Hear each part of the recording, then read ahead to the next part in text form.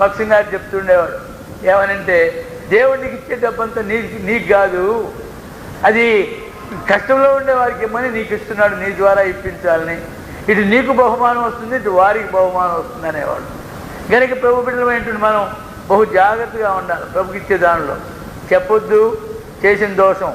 మేము ప్రారంభ దినాల్లో పైసలు వచ్చేది కష్టంగా ఉండేది, చాలా కష్టం, ఇది చాలా ఇబ్బందికరంగా ఉండేది.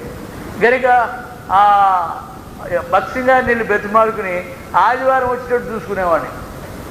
ఎందుకంటే ఆయన ఆదివారం వస్తే ఇంత కట్ట దోపేవాడు దానిలో, ఈ కానుకపేటలో. దాంతో బిందులు గిందులు కొనుక్కునేవాడు. మరి వారమంతా రాదుగా, అది చేయమని కాదు, కానీ అన్ని కష్టముల్లో ఆ దేవుని దాసులు ఆ చివరి ఆ దినముల్లో సహా తాను ప్రభు యొక్క కార్యములకు ఇచ్చే అలవాటు ఉంది. కనుక అది మనకి అవసరం. ఎవరు శ్రమంలో ఉన్నారో, ఎవరు ఇబ్బందులో ఉన్నారో వారికి ఇవ్వడం అనేది మనం నేర్చుకోవాలి. మనం సాధారణంగా వచ్చే కానుకలన్నీ కూడా మనం దేనికి వాడతాం? కట్టుకునే కట్టడం కొరకు. కట్టుకునే కట్టడానికి కాదు మనం ఇచ్చేది. ఏముంది? మీ దశమ భాగంను దేవుని మందిరాన్ని తీసుకురండి. ఎందుకు? నా మందిరంలో ఆహారం ఉన్నట్టు, నా మందిరంలో ఆహారం ఉన్నట్టు. కనుక ప్రభు బిడ్డలు ఏంటంటే మనం ఈ దాతృత్వం కలిగిన వారంగా ఉండాలని గమనిస్తున్నాం. కనుక దావీదు దాతృత్వం గలవాడై ప్రభువుని అడిగాడు, ప్రభువా కైలావాసులను సంరక్షించడానికి ఫిలిష్తీయుల మీదకి వెళుదునా అని అంటే ప్రభు ఏమన్నాడు? చదవండి. తనకి చెప్పాడు. ప్రభు ఏకీభవించాడు. ప్రభువుకు ప్రేమ గలవాడు, ఆయన ప్రేమామయుడు. కనుక ఏమన్నాడు? వెళ్ళి ఫిలిష్తీయులను హతం చేసి కైలాను రక్షించమని చెప్పాడు. ప్రభు చిత్తానుసారంగా వెళ్ళాడు. కనుక ఆ దాతృత్వం గలవాడు. జాగ్రత్త, ఆ దాతృత్వం శరీరానుసారమైనదిగా ఉండకూడదు. చాలాసార్లు మనం మన ఖర్చులు ఎవరికి పెడతామంటే మనకి ఇష్టలైన వాళ్ళకి పెడతాం, మన బంధువులైన వాళ్ళకి పెడతాం, మనకు అనుకూలమైన వాళ్ళకి పెడతాం. అలా రాయబడలే దేవుని వాక్యంలో. ఈ ఫారిన్ ఫండ్స్ వస్తున్నాయి, అవి ఎవరికి వస్తున్నాయంటే అందరికీ ఇమ్మంటారు. అనగా క్రైస్తవులకేం క్రైస్తవేతలకేం. వాళ్ళు మనల్ని అంటారు కానీ అమెరికా నుంచి డబ్బులు వస్తున్నాయని వాళ్ళకే ఎక్కువ వచ్చింది మనకంటే. కనుక దాతృత్వం ఏది మనవారని తనవారనిలే. ఇప్పుడు దేనికని కైలావసుల మీద ప్రేమ కలిగింది దావీదుకు. వారు తనకు బంధువులని కాదు, తనకు ఆప్తులని కాదు, ఆయన ప్రేమను బట్టి వారికి ఇచ్చాడు. ఎలా తెలుసు? 10వ వచనం, 23వ అధ్యాయం 10వ వచనం.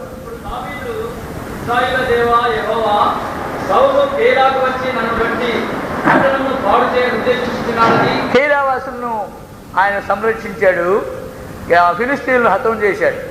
కనుక కైలావాసులు చాలా కృతజ్ఞులుగా ఉన్నారు, ఎంతో కృతజ్ఞులుగా ఉన్నారు. కనుక దావీదుతో వారు ఆప్తులుగా ఉన్నారు, సహవాసంగా ఉన్నారు. ఏం చెప్పుంటారు? అయ్యా నువ్వు మహానుభావుడు, నువ్వు మాకు దేవుడు వంటి వాడివి, మా కష్టంలో ఆదుకున్నావు, మా శ్రమలో ఆదుకున్నావు, మా దగ్గరే ఉండు, మా దగ్గరే పోషిస్తాం, మేమే కాపాడుతామని చెప్పుంటారు. కానీ ఒక వర్తమానం వచ్చింది. ఏమని? కైలాకు సౌలు వస్తున్నాడు, దావీదుని పట్టుకోవడానికి కైలాకు వస్తున్నాడు. కైలా కోటకోడల్లో ఉన్నాడు కనుక పట్టుకోవచ్చు అని చెప్పి వస్తున్నాడు. కొంతమంది జీఫీలు ఉండేవాడు, జీఫీలు. ఆ జీఫీలకి ఏం పని అంటే ఎంతసేపటికి సౌలు అక్కడున్నాడు, ఇక్కడున్నాడు, మా కొండల్లో ఉన్నాడు, రాకూడదా అనేవాడు. వాళ్ళకి ఏం కీడు చేయలే. అలాగే మనకు కూడా శత్రువులు కొంతమంది ఉంటారు.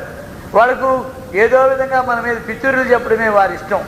వారికి ఏం పని అంటే ఏదో నేను వారికి ఏం చేయలేదు, ఎందుకు నా మీద అలాంటి ఖర్చు అని. వాళ్ళ బుద్ధి అది, వాళ్ళ నోరు అది.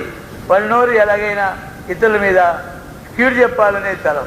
కనుక జీపీలు చెప్పారు, వస్తున్నాడు కైలాకు వస్తున్నాడు. ఇప్పుడు దావీదు ఏం చేశాడు? బహుశా కైలావాసులు ఏం చెప్పుంటారు? అయ్యా సౌలు వస్తున్నాయట, సౌలు తన సైన్యంతో వస్తున్నాయంటే నువ్వు ఇక్కడే ఉండు నాయన, నువ్వు మా ఇళ్లలోనే ఉండు, ఎందుకు వస్తాడో చూద్దాం, మేము అడ్డుపడతాం, మమ్మల్ని దయతో సంరక్షిస్తువే, మమ్మల్ని కాపాడుతువే, అలాంటి వాటిని మేము పట్టిస్తామా? మేము పట్టియం, మేము మా ప్రాణాలకు మీ ప్రాణమన్నా ఇస్తాం అని అన్నారు. నమ్మవలసిందే కదా. ఇంత మేలు పొందిన వాళ్ళు ఇప్పుడు మేలు కీడు చేస్తారా? ఇంత మేలు పొందిన వారు ఇప్పుడు ఆయన పట్టిస్తారా? పట్టించరు. అయితే దావీదు ఏం చేస్తున్నాడు? చదవండి.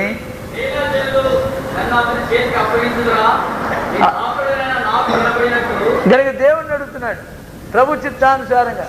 కైలావాసుల మీద నమ్మకం పెట్టుకోవడం లే, కైలావాసుల మీద మనను చేత కైలా నన్ను సంరక్షిస్తా అన్నారు, నన్ను కాపాడుతా అన్నారు కనుక ఈ విషయంలో ప్రార్థన చేయనక్కర్లేదు అనుకోలే. ప్రార్థన చేస్తున్నాడు ఏమని?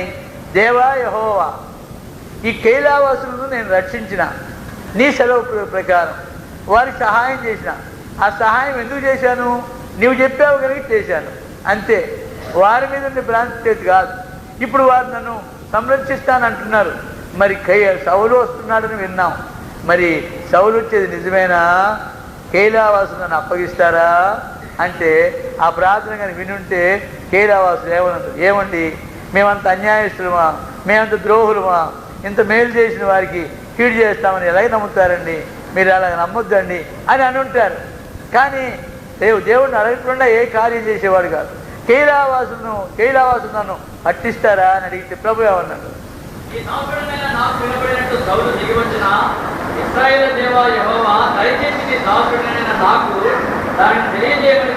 ప్రభు చిత్తం లేకుండా ఏది కూడా ప్రార్థించేవాడు కాదు.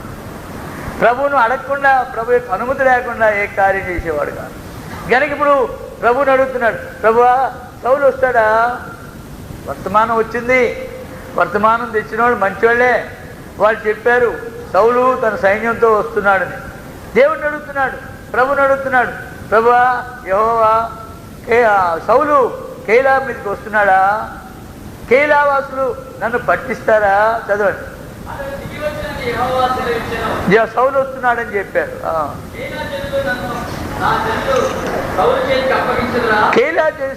కైలా ప్రజలు నన్ను సౌలు చేతికి అప్పగిస్తారా?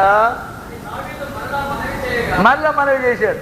కైలావాసుల వైపు నుండి మేము భద్రత ఇస్తాం, మీకు కాపుదలు ఇస్తాం, మేము మీ పక్షంగా ఉంటాం, మేము మా ప్రాణాలు ఇస్తామని చెప్పుంటారు.